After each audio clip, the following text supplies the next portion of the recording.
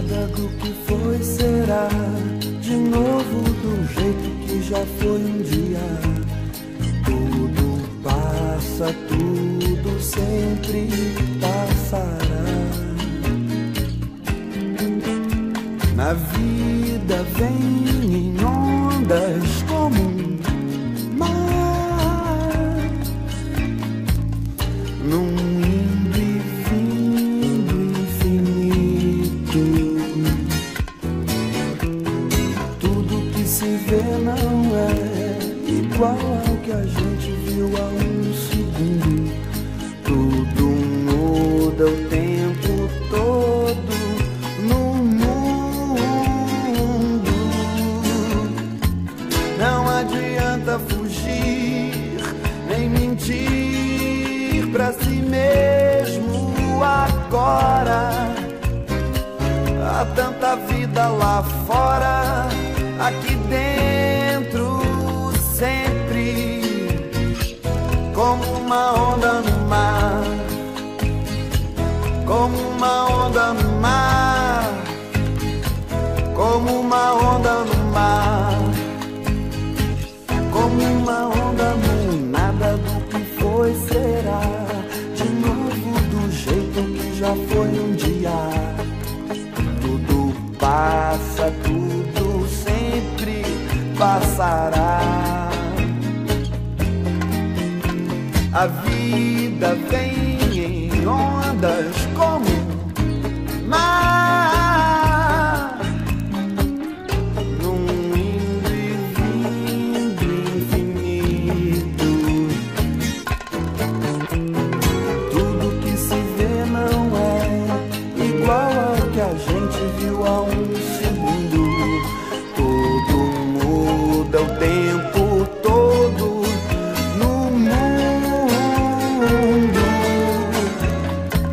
Não adianta fugir nem mentir pra si mesmo agora. Há tanta vida lá fora, aqui dentro sempre, como uma onda no mar, como uma onda no mar, como uma onda no mar, como uma onda no mar, como uma onda no mar, como uma onda no mar, como uma onda no mar.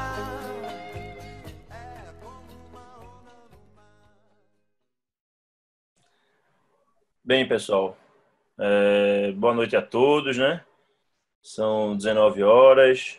Na Câmara vem, Estamos né? aqui já com o nosso palestrante, Dr. Carlos Eduardo Veloso. Damos início a mais um Web Update, que é um evento que a Fundação Tiro Ventura e o Hope vem organizando aí, capitaneados por nossos amigos Michel Bittencourt e Camila Ventura.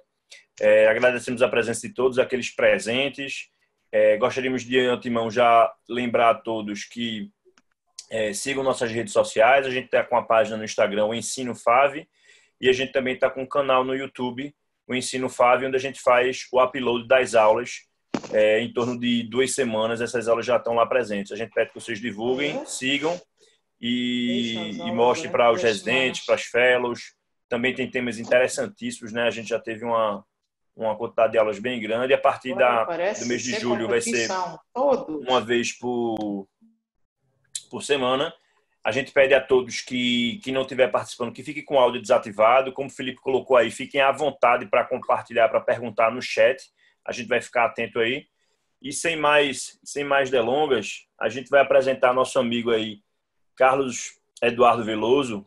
Carlos é um amigo querido aí de Belo Horizonte, especialista em retina, doutor em oftalmologia pelo UFMG. Atualmente ele é o preceptor do setor de retina e vítreo da UFMG e chefe do serviço de retina e vítreo do Hospital Militar. Além de ser um dos organizadores do BH Retina Summit, capitaneados aí por nosso Dr. Márcio Nermi, e que em breve foi lançado aí há pouco. O Carlos vai falar um pouquinho sobre isso. Vai ser um evento online aí em agosto, que realmente vai trazer grandes benefícios. E a gente agradece muito aí o tempo de Carlos para nos abrilhantar essa noite com essa aula aí sobre biomarcadores em retinopatia diabética. Carlos, muitíssimo obrigado. É um prazer a Fundação Tiro Ventura e o Hope agradecem muito sua presença aí. Eu tenho certeza que vai ser um sucesso. Muito obrigado, Vasco. Obrigado, Felipe, pelo convite. Fiquei muito honrado aí com esse convite, né? E um prazer enorme participar desse evento online de duas instituições aí tão importantes como a Fundação Altino Ventura e o Hospital de Olhos de Pernambuco. Vou compartilhar minha tela aqui então, Vasco. Perfeito. Então, nós vamos falar um pouquinho sobre os biomarcadores no edema macular diabético. E vamos começar inicialmente falando um pouquinho dando um panorama um pouco sobre essa doença, né? A retinopatia diabética é considerada a principal causa de cegueira entre pacientes entre 20 e 60 anos de idade, portanto, pacientes adultos jovens, numa idade economicamente produtiva, e, portanto, com uma consequência, né, econômica e social aí bastante importante. Em 2015, havia cerca de 415 milhões de adultos com diabetes em todo o mundo, e em 2040, estima-se que 642 milhões de diabéticos haverá em todo o mundo. Portanto, um aumento significativo da prevalência dessa doença. Do total de diabéticos, 35% têm algum grau de retinopatia diabética e cerca de 11%, segundo alguns estudos, apresentam um acometimento real da visão, muitos deles pelo edema macular diabético, que é a principal complicação da doença. Existem vários fatores de risco para o edema macular diabético, aqui listados, e os principais são o controle glicêmico inadequado e a duração aumentada da doença. Obviamente não é o objetivo falarmos profundamente da patogênese do edema macular diabético, mas em linhas gerais, a hiperglicemia crônica leva à ativação de algumas vias bioquímicas, com consequente liberação de citocinas inflamatórias e de fatores de crescimento, o que leva à quebra da barreira hematorretiniana interna, com alteração, portanto, nas tight junctions entre as células endoteliais, perda de pericitos, espessamento da membrana basal e também da quebra da barreira hematorretiniana externa, com alteração, então, entre as junções das células do EPR. Isso leva, então, ao vazamento do conteúdo plasmático para o interstício, com consequente edema macular. O tratamento do edema macular diabético ele é baseado em 4 pilares. O primeiro, o controle metabólico, que passa, obviamente, pelo controle glicêmico. Como nós sabemos, a maioria dos pacientes devem ter uma hemoglobina glicada abaixo de 7. O laser, que pode ser considerado ainda uma terapia de primeira escolha nos casos em que o edema não atinge o centro da fóvea. E as drogas intravítreas, os corticosteroides, que sabemos que há uma maior duração da ação dessas drogas, mas tem os seus efeitos colaterais conhecidos, como a hipertensão ocular e a catarata, e os anti-VEGF, que sem dúvida são a droga de primeira escolha no tratamento do edema envolvendo o centro da mácula. E a vitrectomia pode ser utilizada em casos selecionados. Esse estudo de revisão, publicado em 2017, avaliou 18 ensaios clínicos multicêntricos, randomizados, e considerou os anti-VEGF realmente o padrão ouro para o tratamento do edema macular diabético envolvendo o centro da fóvea. Importante lembrar que os anti-VEGF também levam a melhora no grau da retinopatia diabética, na gravidade da retinopatia diabética, o que é um conceito muito importante e fundamental também na escolha entre o anti-VEGF e o corticoide, muitas vezes. Cerca de 30% dos pacientes apresentam um ganho visual maior ou igual a 3 linhas, e o número médio de injeções intravítreas na revisão desses vários estudos foi de 7 a 9 no primeiro ano, havendo uma redução progressiva nos anos subsequentes. No entanto, cerca de 40% dos olhos com edema macular diabético apresentam algum grau de edema macular persistente, mesmo após 6 injeções intravítreas sequenciais, e mais de 50% dos casos tem um ganho menor do que 10 letras de acuidade visual após 3 anos de tratamento em alguns desses estudos multicêntricos. Dessa forma, torna-se importante tentarmos identificar biomarcadores que possam influenciar nessa resposta aos anti-VEGF. Com isso, a gente pode orientar melhor os nossos pacientes e buscar um tratamento cada vez mais individualizado. Existem vários biomarcadores na avaliação aí do edema macular diabético que podem se correlacionar, então, com o prognóstico visual da doença, e eles podem ser, então, tanto sistêmicos quanto oculares, e nessa aula nós vamos tentar abordar um pouquinho sobre cada um deles. Com relação à idade, esse artigo publicado esse ano na Retina mostrou o efeito da idade, então, em pacientes tratados com aflibercept. Foram avaliados 273 pacientes virgens de tratamento com edema macular diabético e diabéticos do tipo 2. Foram submetidos a 3 injeções intravítreas, né, de aflibercept, fizeram então apenas a loading dose, e os pacientes foram divididos em 4 grupos. E foi observado que a faixa etária mais jovem, aí no caso entre 40 e 50 anos, esteve associado a um melhor resultado funcional.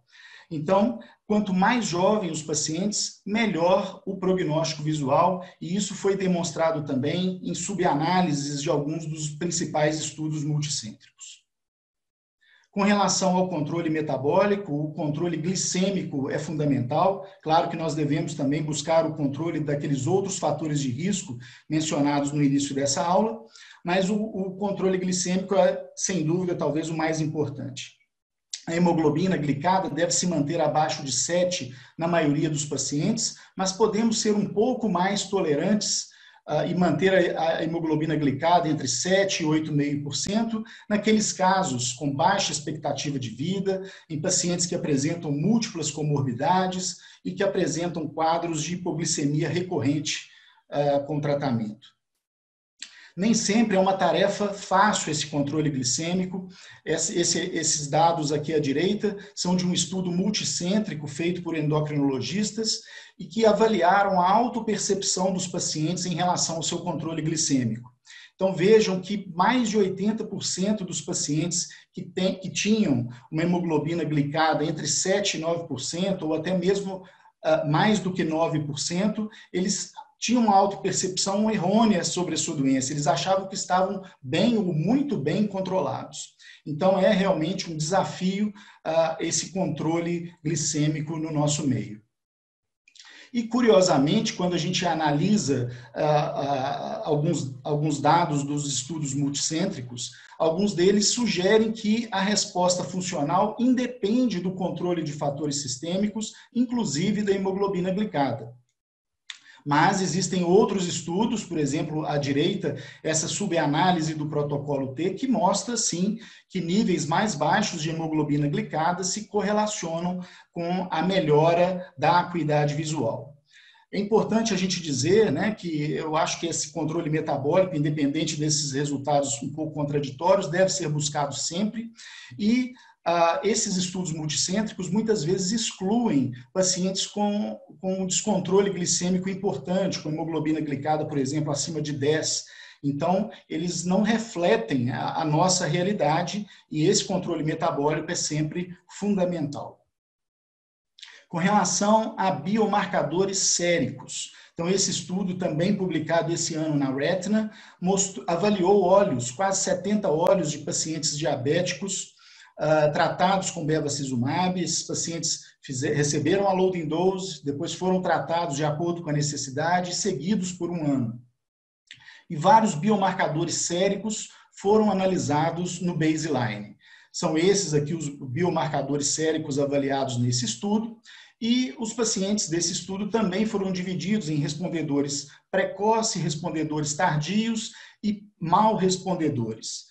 Esses mal respondedores foram aqueles que apresentaram uma diminuição menor do que 20% na espessura retiniana central ao longo de um ano. E foi visto que esses mal respondedores tinham altos níveis de proteína C reativa e baixos níveis séricos de VEGF-A. É claro que nós não devemos, né, não precisamos ainda colher esse tipo de exame, né, nos nossos pacientes no dia a dia, mas pode ser que em breve, num futuro próximo, os biomarcadores séricos tenham alguma importância. Com relação aos biomarcadores genéticos, existem alguns estudos com resultados contraditórios. Por exemplo, esses 2 artigos que avaliaram polimorfismos do gene VEGF. No caso, ambos os estudos avaliaram esse polimorfismo C634G e sua associação com a resposta à terapia anti-VEGF. E os resultados foram antagônicos. O estudo da esquerda mostrou uma associação com a acuidade visual final e o estudo à direita não mostrou associação. Portanto, assim como nos casos de DMRI exudativa, testes genéticos ainda não estão indicados para a avaliação desses pacientes com edema macular diabético. Com relação à acuidade visual, agora partindo então para os biomarcadores oculares, a acuidade visual talvez seja um dos principais biomarcadores capazes então de predizer a acuidade visual final. De um modo geral, quanto melhor a acuidade visual antes do início do tratamento, melhor será a acuidade visual final. Claro que esses pacientes que já partem de uma acuidade visual melhor terão ganhos menores de acuidade visual. Mas é importante, portanto, tratar os pacientes o mais precocemente possível. Fazendo apenas uma ressalva, que o estudo DRCR-NET, no seu protocolo V, mostrou que pacientes com acuidade visual muito boa, melhor ou igual a 20/25, podem também ser apenas observados, termos uma conduta expectante nesses casos.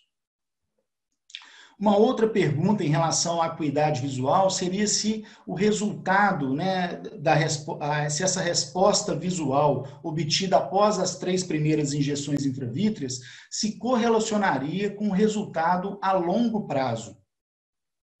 E para isso, né, foi realizado então uma subanálise do DRCR-NET protocolo I, que foi um estudo que envolveu o uso do ranibizumab e a utilização do laser, seja ele no início do tratamento ou utilizado um pouco mais tardiamente, após 6 meses. E esses pacientes nessa subanálise foram divididos em 3 grupos. Um grupo de maus respondedores, que corresponderam a cerca de 40% dos pacientes. Esses pacientes tiveram um ganho menor do que 5 letras ao final dessas 3 injeções iniciais. Um segundo grupo que teve uma resposta funcional intermediária. Ganharam entre 5 e 9 letras ao final das 3 primeiras injeções. E um terceiro grupo que teve uma resposta bem satisfatória, correspondeu a 37% dos casos. Esse grupo ganhou mais de 10 letras ao final das 3 injeções intravítreas iniciais.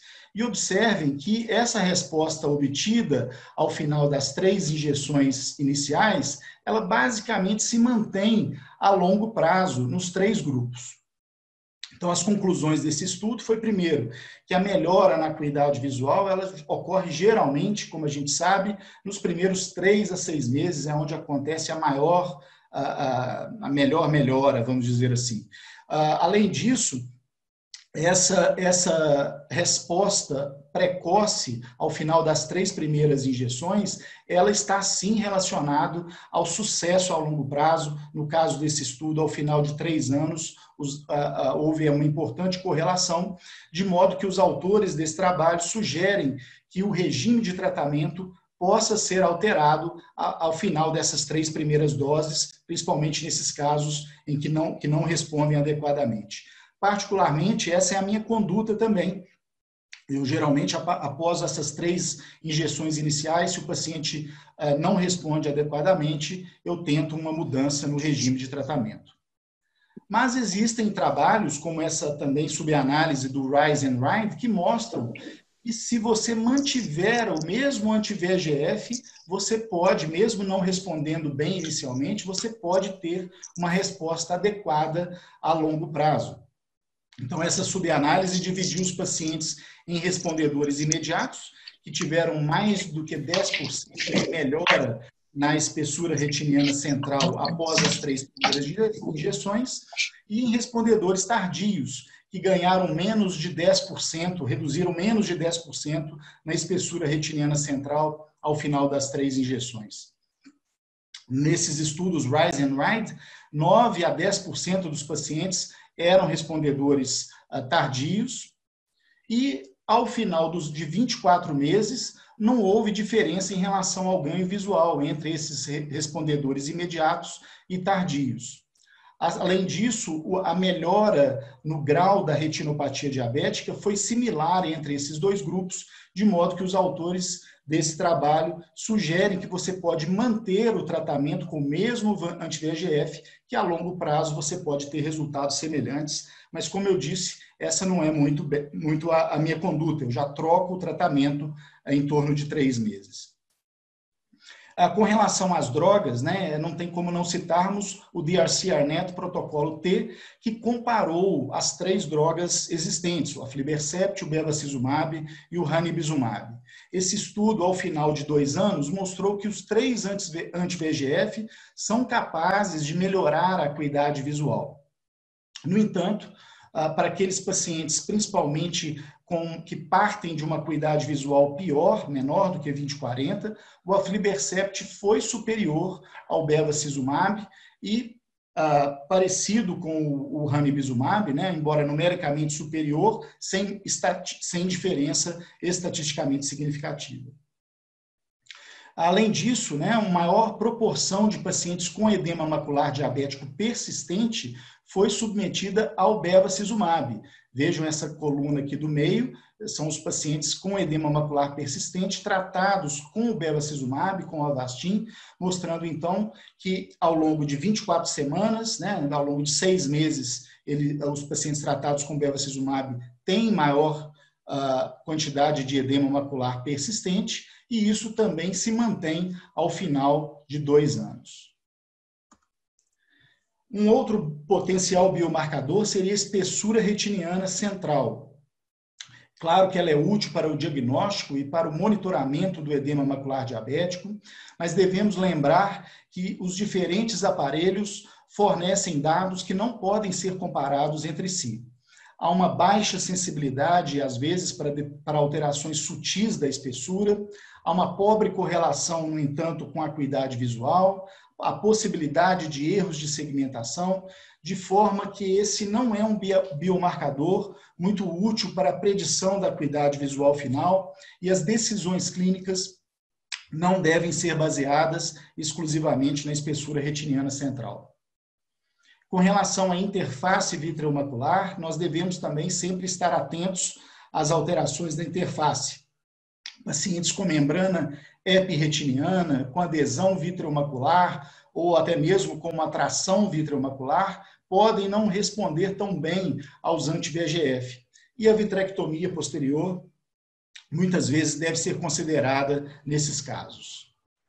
Nós aqui na UFMG temos tentado avaliar a interface vitreomacular de pacientes com edema macular diabético. Esses dados que eu vou mostrar aqui foram apresentados no Congresso Mundial de Retina ano passado.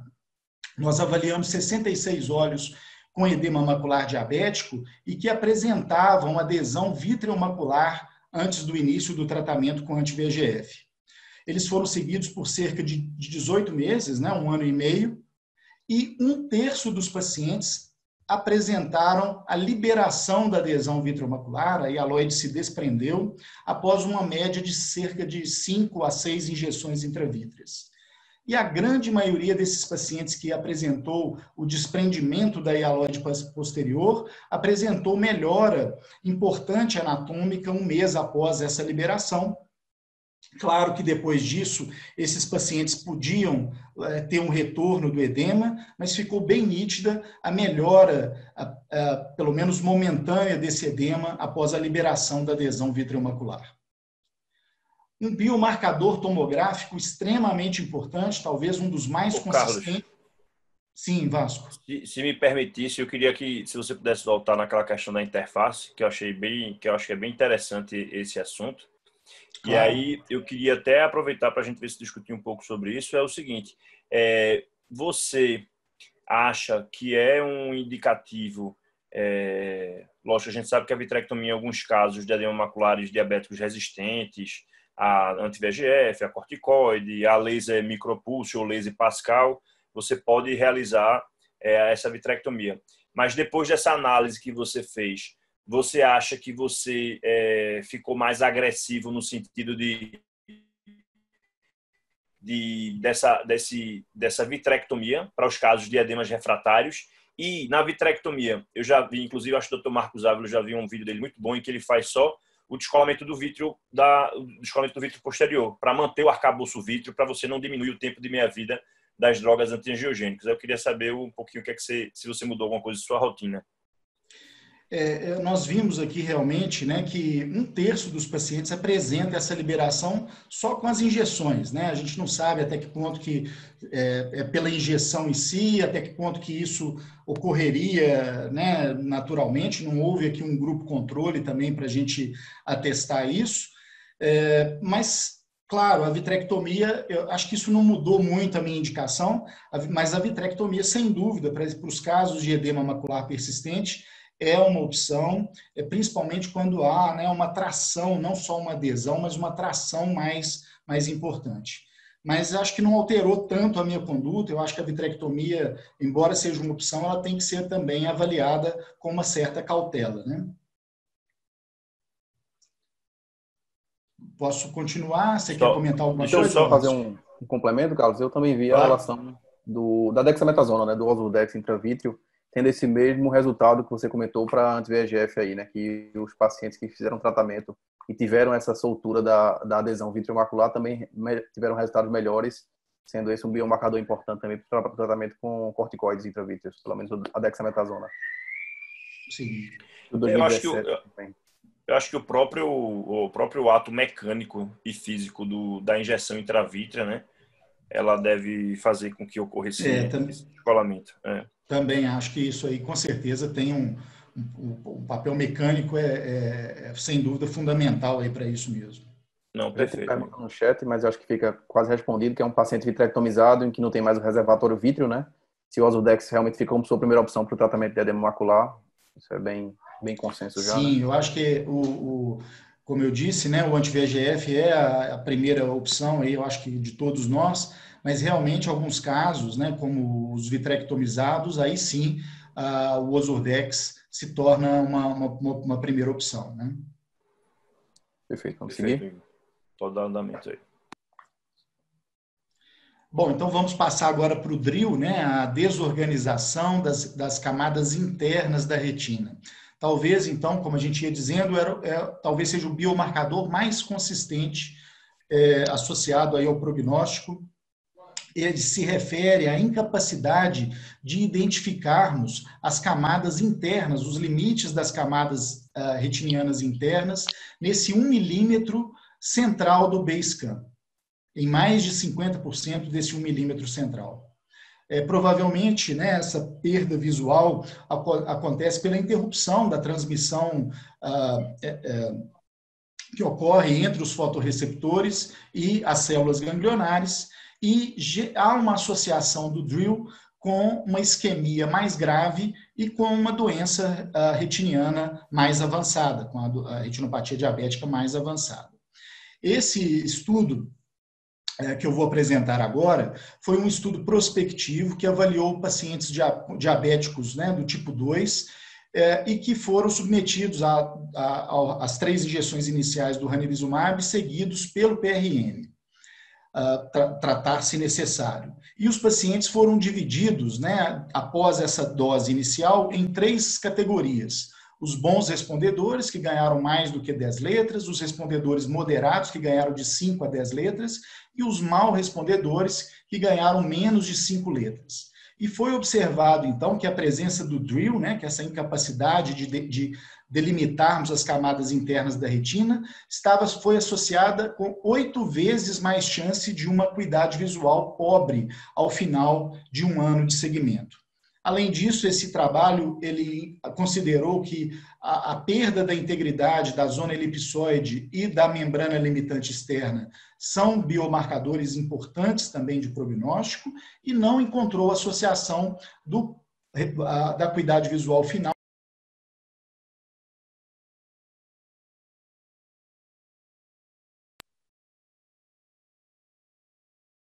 Eu acho que eu fiquei mudo aqui. Estão me ouvindo? Estamos ouvindo, Carlos. Voltou. Não, ok. Um pouquinho, mas voltou. E não teve associação com a duração do diabetes e com a duração do edema macular diabético. Um outro biomarcador importante são esses focos hiperrefletivos, que são biomarcadores tomográficos de inflamação. A sua patogênese é um pouco controversa, mas acredita-se que eles correspondam a agregados de células microgliais ativadas, estão mais localizados nas camadas internas da retina. Com o tratamento anti-VEGF, há uma redução no número desses pontos hiperrefletivos, e alguns trabalhos sugerem que um pequeno número desses, uma menor quantidade desses pontos hiperrefletivos se correlacionam com uma pior resposta ao anti-VEGF. Mas os resultados ainda são um pouco, né, uma evidência ainda relativamente fraca, na minha opinião. Devemos também, né, alguns desses focos hiperrefletivos podem corresponder aos exudatos duros, que geralmente estão localizados na camada plexiforme externa. Nós vamos ver, obviamente, uma correspondência clínica com os exudatos duros na fundoscopia ou na retinografia colorida. Esses pacientes, particularmente, podem ter níveis de lípides séricos mais elevados e, quando localizados no centro da fóvea, podem estar associados a um pior prognóstico visual. Uma outra questão que nós devemos estar atentos é qual o padrão de edema que o paciente apresenta. Classicamente, 3 tipos de padrão de edema pode existir. O espessamento retiniano difuso, que não tem tantos espaços cistoides no interior da retina, o edema macular cistoide, caracterizado, então, claro, pelos vários cistos hiporrefletivos no interior da retina, e o descolamento seroso da retina, nos casos em que ele é talvez o principal achado. A melhora anatômica e funcional pode acontecer, sem dúvida, em todos os 3 tipos, mas alguns estudos sugerem que, nos casos com espessamento retiniano difuso, um menor número de injeções pode ser suficiente. Já no edema macular cistoide, um trabalho publicado esse ano mostrou que a presença de uma parede hiperrefletiva, seja no seu limite inferior, lateral ou superior, parece ser um preditor de não resposta. Ou seja, esses cistos hiporrefletivos com uma parede hiperrefletiva não respondem tão bem ao tratamento. Não se sabe exatamente o que esse material hiperrefletivo representa. Uma cápsula colagenosa, uma cicatriz, um depósito de fibrina, mas o fato é que esse artigo observou uma falta de resposta nesses casos. Uma outra pergunta que a gente pode fazer é: será que esses espaços cistoides muito grandes estão associados a uma pior resposta ao anti-VEGF? Seriam cistos talvez degenerativos? Na verdade, não há uma resposta definitiva na literatura. Alguns trabalhos tentaram categorizar, né, dividir esses espaços cistoides de acordo com o seu tamanho, mas os resultados ainda são um pouco contraditórios e a gente não pode ainda estabelecer uma resposta definitiva quanto a isso. Com relação ao padrão com descolamento retiniano seroso, né, assim como aqueles pontos hiperrefletivos intrarretinianos, o descolamento seroso também é um biomarcador de inflamação. Ele está associado à hiperpermeabilidade vascular e talvez à falência do EPR como bomba. E é muito frequente o encontro de uma membrana limitante externa descontínua ou de uma zona elipsoide também com perda da sua integridade, o que pode, em alguns trabalhos, estar associado a uma pior acuidade visual final, mas os resultados, né, de vários trabalhos existentes na literatura são um pouco controversos, contraditórios ainda. E esse trabalho que eu vou mostrar agora, também publicado esse ano na Retina, ele avaliou o tratamento de olhos com esses biomarcadores de inflamação. Então, foram estudados quase 100 olhos de pacientes com edema macular diabético que apresentavam descolamento seroso da retina, e os pontos hiperrefletivos intrarretinianos, ambos, como nós dissemos então, biomarcadores inflamatórios. E os pacientes foram submetidos ou ao Ozurdex ou ao Aflibercept. Foram submetidos, então, a loading dose, seguido por um esquema de tratar de acordo com a necessidade, seguidos por 12 meses. E o que aconteceu? Os pacientes tratados com o Ozurdex tiveram melhores resultados anatômicos e os pacientes tratados com a Aflibercept melhores resultados funcionais. Mas, quando analisamos olhos pseudofáscicos isoladamente, nós foi encontrado, aliás, uma superioridade a superioridade do Aflibercept nessa questão funcional deixou de existir. Ou seja, pacientes com biomarcadores de inflamação, líquido subretiniano e pontos hiperrefletivos intrarretinianos apresentam excelente resposta anatômica e funcional ao Ozurdex. Não que eles não respondam, obviamente, aos anti-VEGF, mas o Ozurdex talvez seja uma opção, principalmente nos casos não responsivos ao anti-VEGF, que apresentam esses biomarcadores inflamatórios. Um outro biomarcador importante se refere à integridade da membrana limitante externa e da zona elipsoide. Então, são importantes preditores da acuidade visual. A perda da continuidade da membrana limitante externa no centro da fóvea e a perda da zona elipsoide também na região central. No entanto, os anti-VEGF podem conseguir uma certa recuperação dessas linhas nos exames subsequentes, mas o grau de recuperação foi menor em não respondedores, segundo alguns trabalhos. Um outro biomarcador que nós podemos comentar se refere à espessura da coroide. É conhecido que pacientes diabéticos apresentam uma coroide mais fina e isso leva à hipóxia, aumento do VEGF e quebra da barreira hematorretiniana com consequente edema macular diabético. E foi observado também que pacientes que apresentam a espessura de coroide um pouco maior vão ter, então, a melhor resposta funcional. Agora vamos passar para os achados da Angio-OCT, da OCT Angiography. Então, esse é o mapa que nós observamos geralmente, né, quando solicitamos uma OCT Angiography. Aqui, para aqueles que não estão tão familiarizados, né, nós temos o plexo capilar superficial, o plexo capilar profundo, a retina externa e a córeo capilar. No paciente com edema macular diabético, nós devemos estar atentos às alterações do plexo capilar superficial e principalmente no plexo capilar profundo. E quais seriam essas alterações? Nós podemos observar microaneurismas, aqui mostrados então pelas setas vermelhas, um alargamento da zona vascular da fóvea, delineado aí em verde, a presença de áreas de não perfusão fora da zona vascular da fóvea, um aumento da tortuosidade vascular e uma diminuição da densidade vascular. Então, e quais seriam as alterações que poderiam ser considerados biomarcadores de prognóstico? Então, em relação ao plexo capilar superficial, esse trabalho publicado ano passado avaliou alguns biomarcadores, né, o calibre dos vasos, a tortuosidade, características da zona vascular da fóvea e a densidade vascular.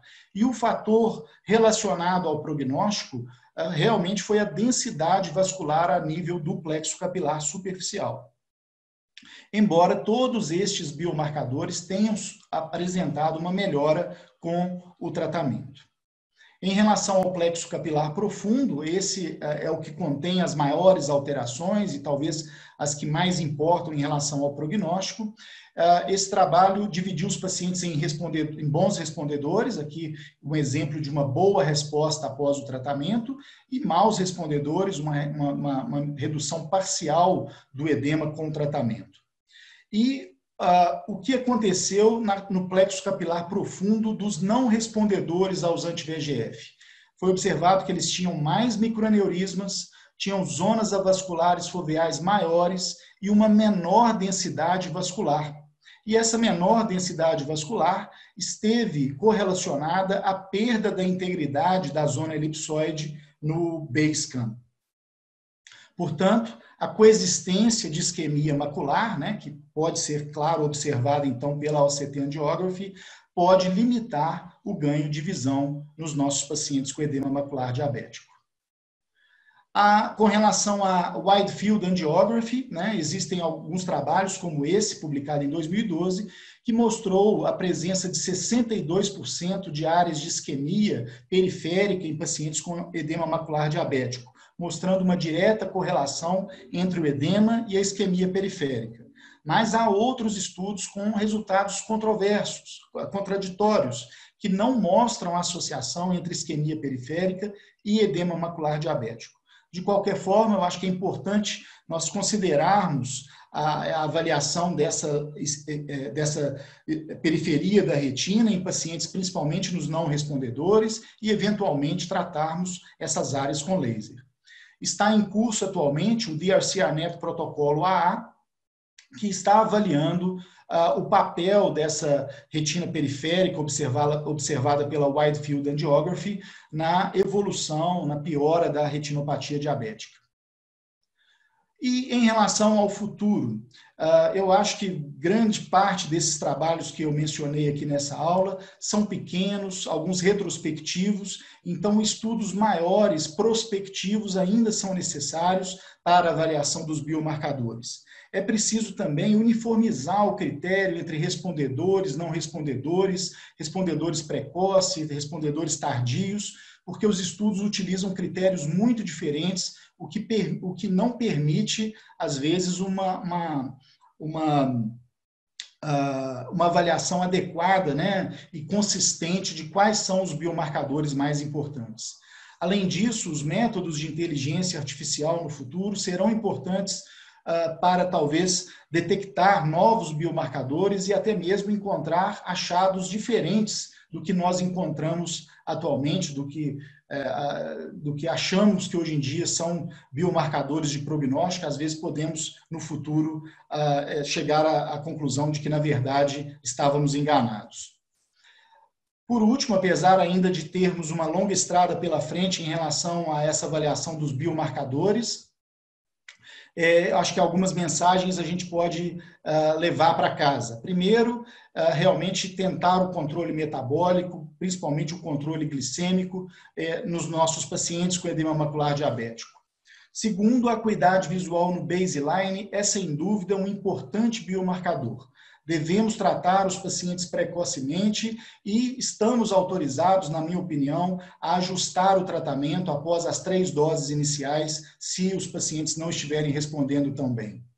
Além disso, a presença de fluido subretiniano e daqueles focos hiperrefletivos intrarretinianos são um sinal importante de inflamação, são biomarcadores de inflamação e talvez, principalmente se não responderem aos agentes anti-VEGF, uma possibilidade realmente é o Ozurdex nesses casos.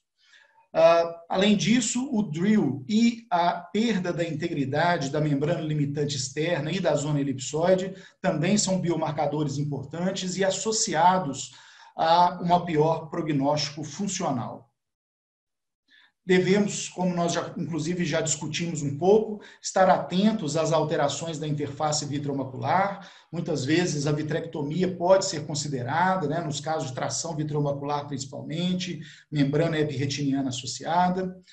Em casos em que nós tivermos possibilidade de realizar uma OCT angiography, talvez a principal camada que nós devemos prestar atenção, então, seria o plexo capilar profundo, com o objetivo, então, de detectar alterações isquêmicas, principalmente, e, como eu disse por último, considerar, então, o tratamento de uma eventual isquemia retiniana periférica, naqueles casos também que não estão respondendo bem ao tratamento.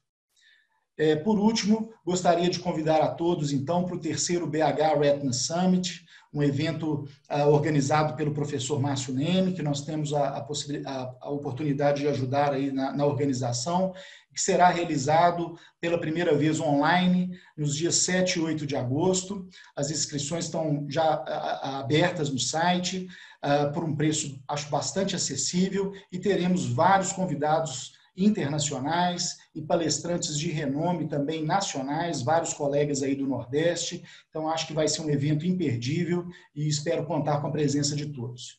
Mais uma vez, Vasco e Felipe, muito obrigado aí pelo convite e estou à disposição aí para qualquer pergunta. Bem, Carlos, parabéns aí, uma aula bem didática, né, explicativa, que praticamente a gente tem pouco a falar e comentar. Eu queria te perguntar um pouquinho da tua prática, na verdade. Você faz uma análise prospectiva ou retrospectiva? Como é que você avalia esses biomarcadores? Você se interessa mais por eles após o paciente ser não respondedor? Ou você, no começo, já busca isso aí para focar seu tratamento? E como é que você foca?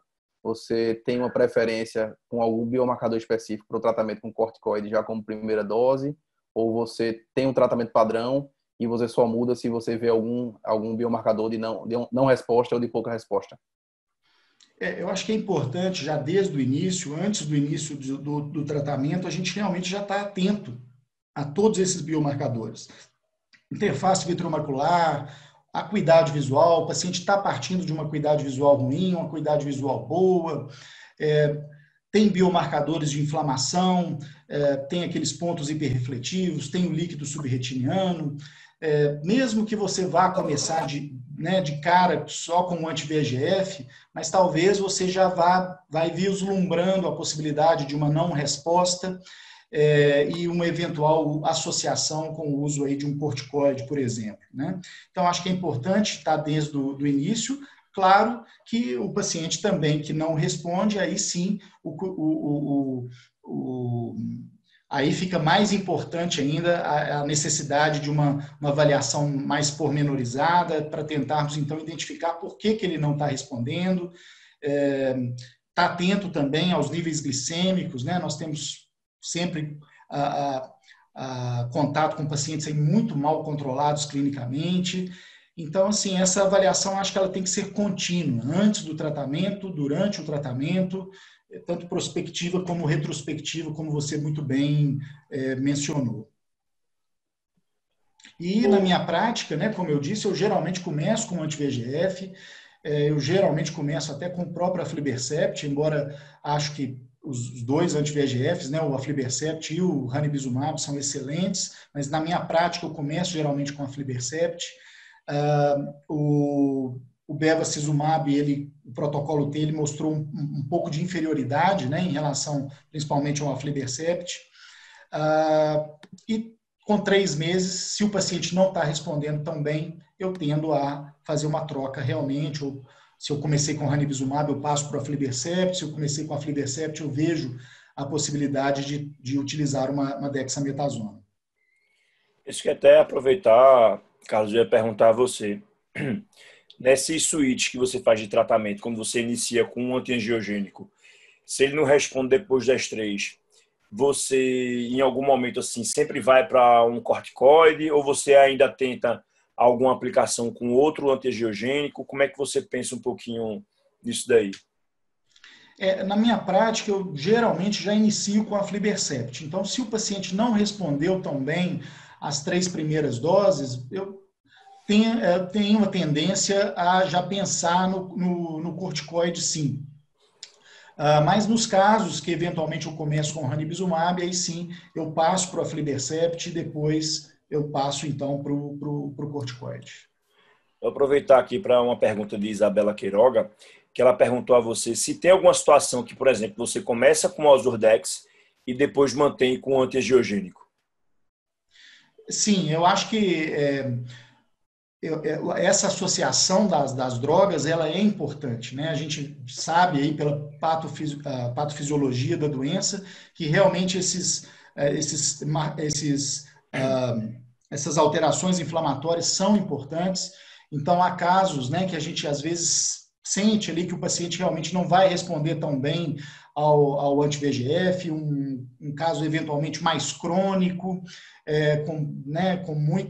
com marcadores inflamatórios importantes, e às vezes, eventualmente, a gente já começa, né, se o paciente pseudofástico, tem tudo, sem risco aí para uma hipertensão ocular, às vezes a gente já começa, embora não seja rotina, com o Ozurdex. E aí, essa associação com o anti-VEGF, eu acho que isso há uma potencialização do efeito interessante e que talvez seja algo a ser mais utilizado, inclusive.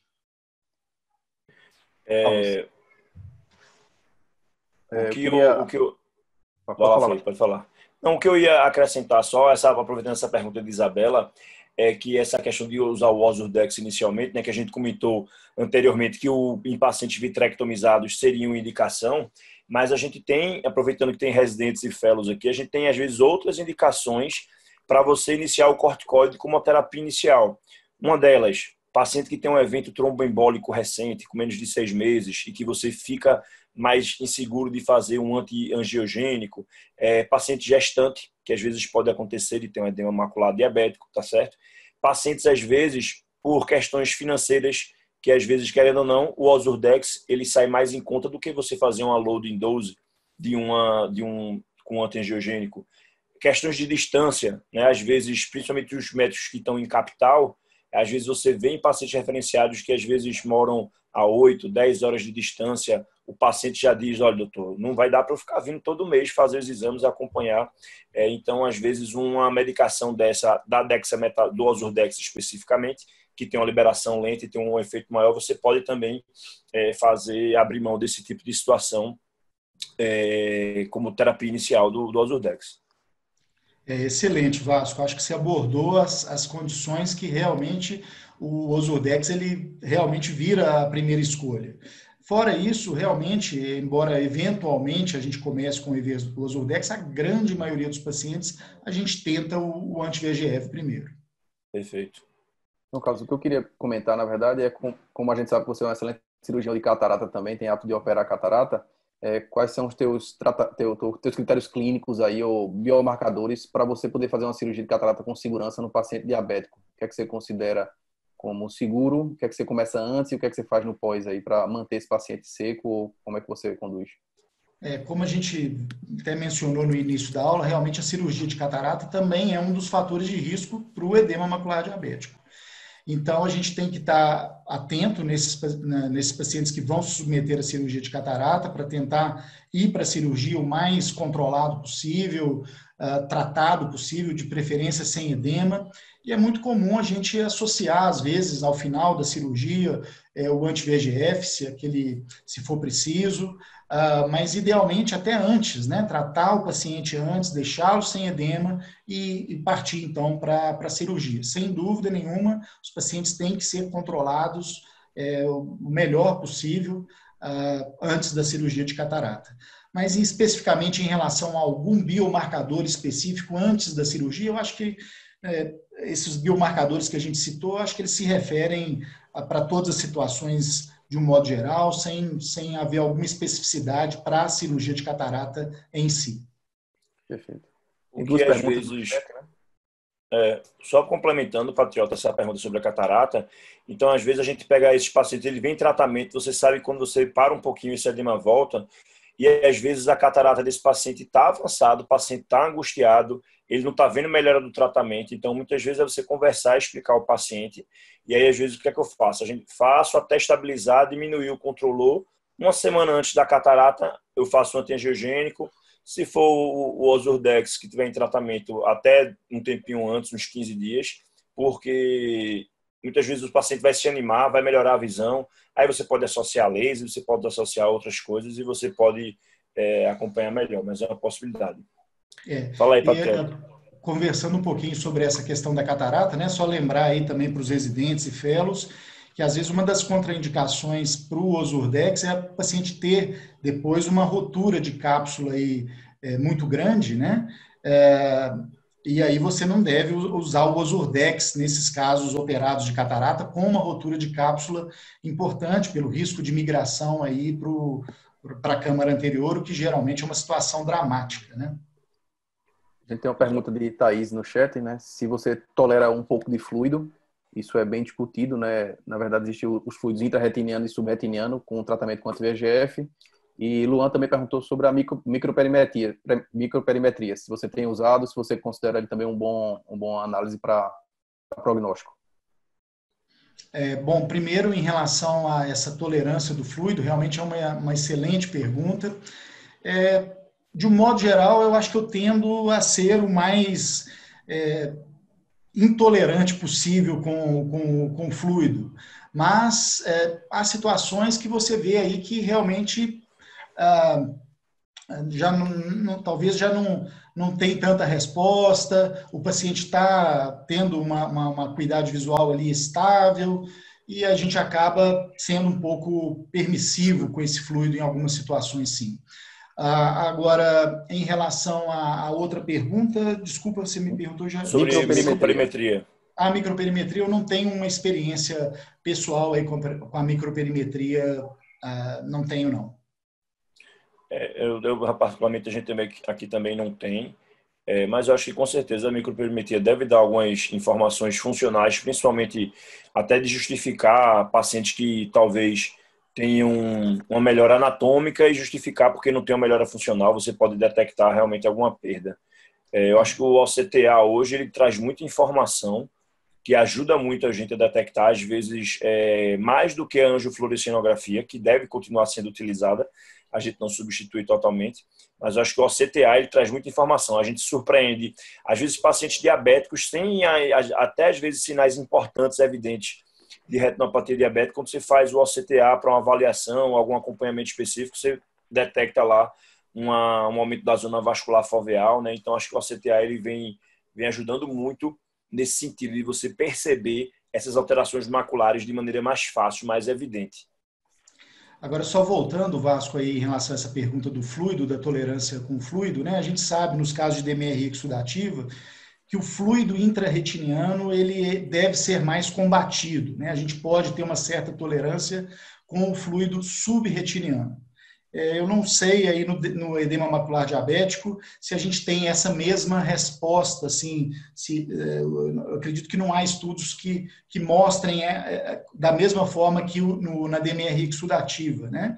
Mas na DMRI exudativa é dessa maneira, o fluido intrarretiniano ele deve ser, sem dúvida, mais combatido, é um biomarcador que deve ser realmente tratado. E o que às vezes a gente vê muito assim acho que a gente, do mesmo jeito que a gente às vezes não pode tolerar esse fluido, a gente tem que tomar cuidado em persistir muito com o antiangiogênico. Então, vez ou outra, a gente pega paciente consultório que o paciente vem, eu já fiz 15 injeções de antiangiogênico. E aí, às vezes, a pessoa continua com edema, nunca tentou um corticoide, então, nunca esquecer, eu acho, do uso do corticoide, principalmente não tem um conflito de interesse nenhum. Mas assim, acho que o Ozurdex ele trouxe muito a segurança para o uso do corticoide em comparação à triamcinolona intravítrea. Então, é um medicamento que mesmo em pacientes com limítrofes, com a pressão, com uma suspeita de glaucoma, tal, você em acompanhamento junto com um colega, você pode usar. Então, acho que isso é também uma dica importante de evitar ficar passando muito antiangiogênico e você não tentar o corticoide. E o uso contínuo do anti-VEGF, realmente, nos casos de DMRI exudativa, a gente se preocupa com o risco de atrofia, realmente, que isso pode causar, né? O uso excessivo, aí, talvez, dos anti-VEGF.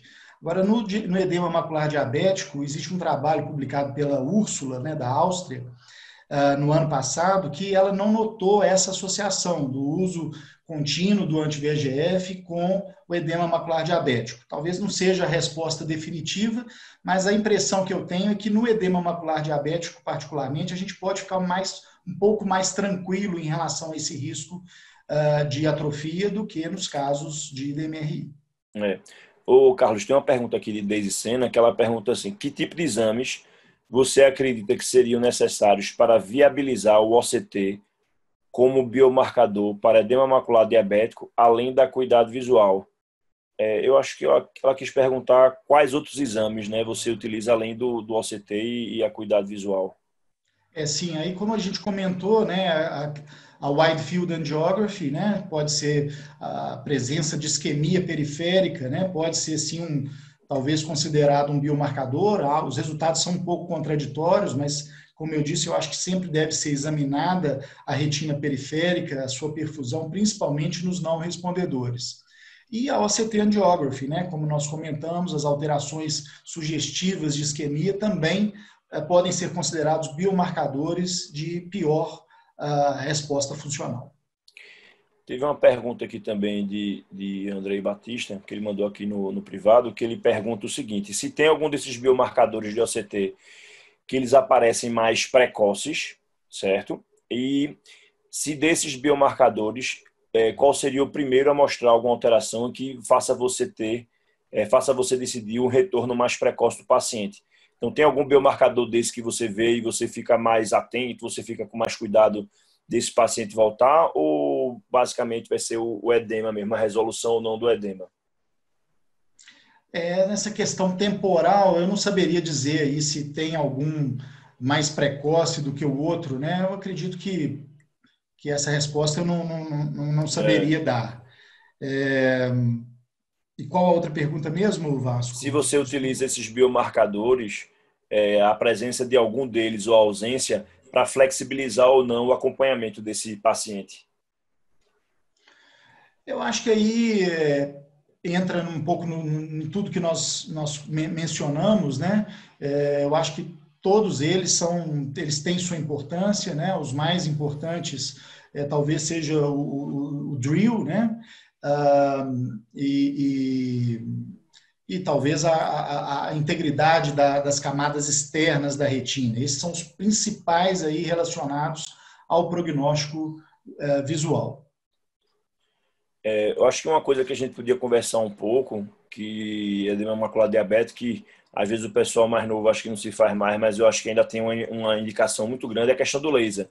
Não só o laser na periferia, na isquemia periférica, que a gente sabe que tem relação com persistência de edema macular diabético, mas o laser focal, né? E até mesmo o laser micropulse ou o laser tipo Pascal endpoint para edemas mais refratários. Se você pudesse falar alguma coisa sobre isso, Carlos. Eu acho que é uma excelente colocação. Realmente, eu acho que o laser ele ainda tem um papel, mesmo no tratamento do edema macular. Como a gente mencionou primeiro, o edema macular fora do centro da fóvea, sem dúvida o laser pode ser utilizado até mesmo como primeira opção. Segundo, 50%, em alguns estudos, por exemplo, protocolo T, cerca de 50% dos pacientes em algum momento precisaram do laser de resgate, mesmo com tratamento intensivo, né, que esses estudos têm com o anti-VEGF. Então, o laser ele ainda tem um papel, o laser focal, ele pode ser útil nesses não respondedores também, e pode ser útil para diminuir o intervalo entre as injeções, pode ser útil para aumentar, né, o intervalo entre a recorrência do edema. Então, a gente acaba lançando mão do laser, sim, né? Eu acho que ele ainda tem uma função mesmo no edema macular diabético. Claro que na retinopatia diabética proliferativa, ele é a primeira escolha, ele tem que ser feito. Muito difícil você tratar uma retinopatia diabética proliferativa só com antiangiogênico, acho que isso aí é irreal. Mas até no no mundo edema ideal macular diabético ainda tem. Como é que é, Vasco? Acho que até no mundo ideal é irreal você usar só antiangiogênico no edema, numa retinopatia diabética proliferativa, né? É verdade. A chance de um paciente desse perder acompanhamento, perder o segmento e você perder a chance de ter feito laser nele é muito grande. Então, apesar do protocolo S, acho que essa mensagem aí realmente tem que ser deixada mesmo, que é irreal isso. E que você vê, né, o protocolo S que ele falava muito, não, que consideravelmente realmente tem a perda do campo de visão, do campo visual, mas assim, o que a gente vê na nossa prática do dia a dia realmente é aqueles pacientes. Muitas vezes você vê com aquelas marcas bem grandes assim de laser, até que se fazia talvez de uma maneira mais forte, né, antigamente, mas você vê que esses pacientes muitas vezes eles estão anos e anos e anos aí com diabetes e super estáveis, sem edema, sem nada. Então acho que o laser é uma coisa que não pode ser esquecida, né? Ele faz parte do tratamento do tratamento de edema macular diabético, de retinopatia diabética e de algumas alterações outras também, né? Lembrando que se você tiver uma membrana neovascular subretiniana que está fora da fóvea, você pode tratar com laser e evitar de estar tendo que fazer injeção, né? Então, muitas vezes o laser, o pessoal esquece um pouco isso. Felipe, tem mais alguma pergunta por aí? Tem algum... Não tem não, eu já pareci, né? Tudo que eu queria. A aula foi bem completa, né? As dúvidas também ajudaram a gente compor aí uma prática para a nossa rotina. E fica o aprendizado, né? Lembrando do nosso canal do YouTube para o pessoal depois assistir. Tem várias aulas desde o começo da pandemia que a gente está colocando online aí, esses web meetings. e vale a pena participar e ficar atualizado sobre o que tem falado. Então, agradeço ao professor mais uma vez. Foi muito bom, realmente, muito elucidativo. Quem puder participar do BH Retina Summit, todo mundo comenta que é muito bom, né? Um evento de alto nível, palestrante internacional confirmado pela proximidade aí, então ninguém se preocupa de viajar agora e certamente vai ser muito bom. É isso aí, Carlos. Carlos, muito obrigado aí, meu amigo, pela sua presença aí. A aula realmente foi espetacular. Eu acho que você conseguiu realmente expor os biomarcadores de maneira excelente e super didática, né? É uma aula magna, realmente. A gente fica agradecido aí, fica orgulhoso de ter tido um palestrante do seu gabarito aí, uma aula tão excelente aí à disposição dos oftalmologistas aí do Brasil todo. Com certeza agregou muito de conhecimento e de rotina, e eu acho que foi bem bacana. Obrigado aí, meu amigo. Pessoal, muito obrigado mais uma vez. Obrigado, Vasco, Felipe. Obrigado a todos aí pela presença. Para mim foi uma honra, mais uma vez, ter participado e espero vocês aí no BH Summit aí em breve. Encontrarem vocês virtualmente novamente. É uma pena, né, a gente não poder estar presencialmente, porque Belo Horizonte realmente é uma cidade maravilhosa, agradável demais, o pessoal muito receptivo. Mas aí vai ficar próximo antes, se tudo estiver bem, a gente acredita que estará assim. Vai estar tudo bem, amigo. Ano que vem tá tudo certo. Tem a gripe suína agora, a gripe dos porcos aí, estão comendo. Não, porco a gente assa e come, né? Tá, joia. Obrigado mais uma vez, Obrigado aí, pessoal. Obrigado a todos. Aí. Obrigado a todos pela presença. Um abraço. Até logo.